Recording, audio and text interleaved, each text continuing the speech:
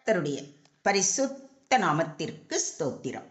இன்றைய நாளில் தியானத்திற்கென்று தெரிந்து கொள்ளப்பட்ட வேத வசனம் அப்போஸ்தலனாகிய பவுல் கொலோசையருக்கு எழுதின நிருபம் 1 அதிகாரம் 21 வசனம். கொலோசையர் 1:21. முன்னே அந்நியராயும் துர்க்கிரியைகளினால் மனதிலே சத்துருக்களாயும் இருந்த உங்களையும் பரிசுத்தராகவும் குற்றமற்றவர்களாகவும் கண்டிக்கப்படாதவர்களாகவும் தமக்கு முன் நிறுத்தும்படியாக அவருடைய மாம்ச சரீரத்தில் அடைந்த மரணத்தினாலே இப்பொழுது ஒப்புரவாக்கினார். But now he has reconciled you by Christ's physical body through death to present you holy in his sight, without blemish and free from accusation. Amen.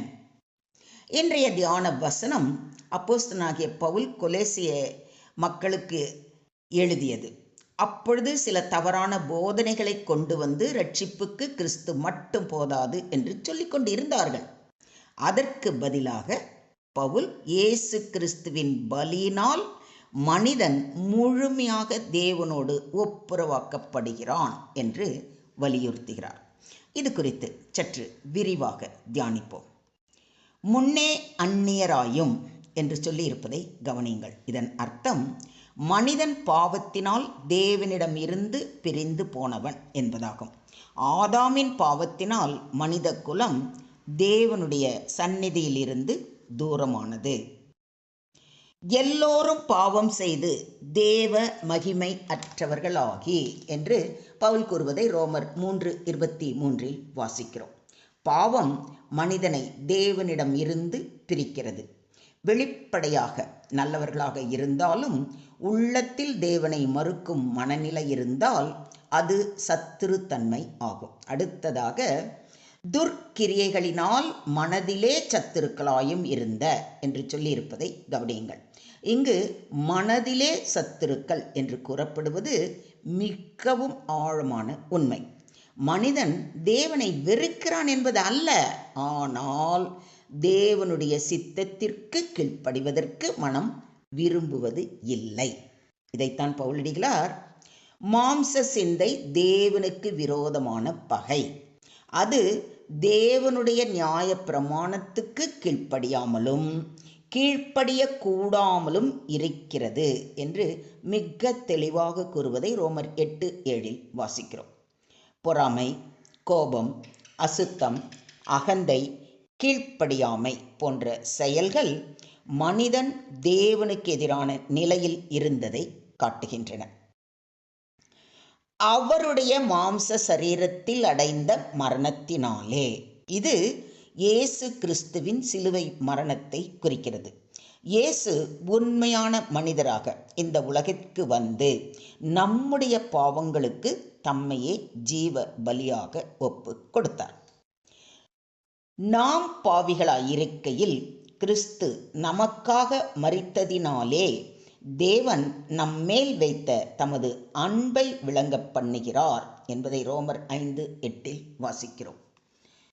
அவருடைய கிருபையின் ஐஸ்வரியத்தின்படியே அவருடைய இரத்தத்தினாலே பாவ மன்னிப்பாகிய மீட்பு இவருக்குள் நமக்கு உண்டாய் இருக்கிறது என்பதை எபேசியர் 1:7 வாசிக்கிறோம். இயேசுவின் சிலுவை மரணம் வெறும் ஒரு சாதாரண மரணம் அல்ல, அது மனிதனை தேவனோடு இணைக்கும் ஒப்புரவின் பலி. பரிசுத்தராகவும் குற்றமற்றவர்களாகவும் என்று சொல்லியிருப்பதை கவனியுங்கள். கிறிஸ்துவின் இரத்தம் மனிதனை மாற்றுகிறது. முன்பு பாவத்தில் இருந்தவன் இப்போது தேவனுடைய பிள்ளை ஆகிறான். பரிசுத்தர் தேவனுக்காக பிரித்தெடுக்கப்பட்டவர். குற்றமற்றவர் இயேசுவின் நீதியால் நீதிமானாக்கப்பட்டவர்.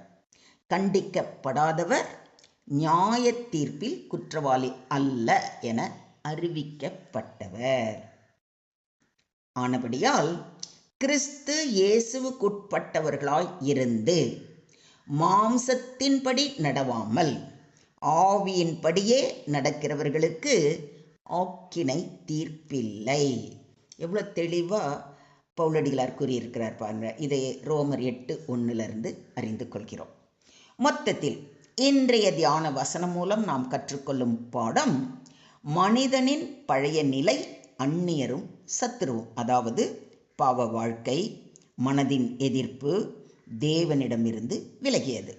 ஆனால் கிறிஸ்துவின் பலி ஒப்புரவின் வழி, புதிய நிலை, பரிசுத்தரும் குற்றமற்றவரும், அதாவது புதிய சிருஷ்டி, நீதிமானாக்கப்படல், தேவனுடைய சந்நிதியில் நிற்றல். சுருக்கமாக சொல்வதானால், மனிதன் தன்னைத்தானே ரட்சிக்க முடியாது. நல்ல செயல்கள் மட்டும் போதாது, கிறிஸ்துவின் கிருபை தேவை. சிலுவை ஒப்புரவின் அடையாளம். தேவன் மனிதனை நேசித்ததால் தமது குமாரனை அர்ப்பணித்தார். ரட்சிப்பு வாழ்க்கையை மாற்றும் உண்மையான விசுவாசி பரிசுத்த வாழ்க்கை வாழ முயற்சிப்பார். விசுவாசி பயத்தில் அல்ல, நம்பிக்கையில் வாழ வேண்டும். கிறிஸ்துவில் நாம் கண்டிக்கப்படாதவர்கள். இன்று நாம் சிந்திக்க வேண்டிய முக்கிய விஷயங்கள் அப்படின்னு பார்த்தோம்னா, 1, நாம் இன்னும் உலக வாழ்க்கையில் தங்கி இருக்கிறோமா? 2, சிலுவையின் அன்பை உணர்ந்திருக்கிறோமா? 3, பரிசுத்த வாழ்க்கையில் வளர்கிறோமா? அப்படியே இந்த 3 கேள்வியும் சிந்தியுங்கள், செயல்படுங்கள். இந்த வசனம் நமக்கு மிகப்பெரிய நம்பிக்கையை அளிக்கிறது. முன்பு தேவனுக்கு அந்நியராக இருந்த நம்மை இயேசுவின் இரத்தம் தேவனுடைய பிள்ளைகளாக மாற்றியது. நம்முடைய பாவங்களை நினைத்து சோர்ந்து போகாமல் கிறிஸ்துவின் கிருபையை பற்றி கொண்டு பரிசுத்த வாழ்க்கை வாழ்வோம். சிலுவை நமக்கு இரட்சிப்பையும் சமாதானத்தையும் புதிய வாழ்க்கையையும் தந்தது.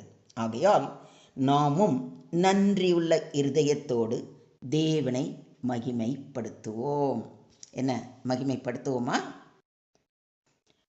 Before knowing Christ, humanity was separated from God because of sin and evil deeds.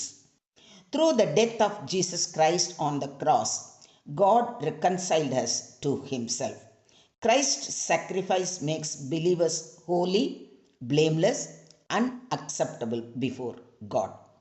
Today's verse reminds us that salvation is completely by God's grace and calls us to live a holy and thankful life in Christ. Do you believe this? ஸ்தோத்திரம் ஆண்டவரே, ஸ்தோத்திரம் கர்த்தாவே, ஸ்தோத்திரம் ஸ்தோத்திரம் ஸ்தோத்திரம். எங்களை அதிகமாய் நேசிக்கின்ற எங்கள் அன்பின் தகப்பனே, உம்மை நன்றியோடு துதிக்கிறோம், ஸ்தோத்தரிக்கிறோம் அப்பா. அன்பின் பரலோக பிதாவே, நாங்கள் முன்பு உம்மிடமிருந்து தூரமானவர்களாகவும் பாவத்தில் வாழ்ந்தவர்களாகவும் இருந்தோம். ஆனால் உம்முடைய பேரன்பினால் உமது ஒரே பேரான குமாரனை எங்களுக்காக சிலுவையில் பலியாக அர்ப்பணித்து எங்களை உம்மோடு ஒப்புரவாக்கினதற்காக கொடான கொடி நன்றிகளை ஏறெடுக்கிறோம் அப்பா. கர்த்தாவே, எங்கள் வாழ்க்கையில் உள்ள எல்லா அசுத்தங்களையும் அகற்றி பரிசுத்தமாக வாழ கிருபை செய்ய வேண்டுகிறோம்.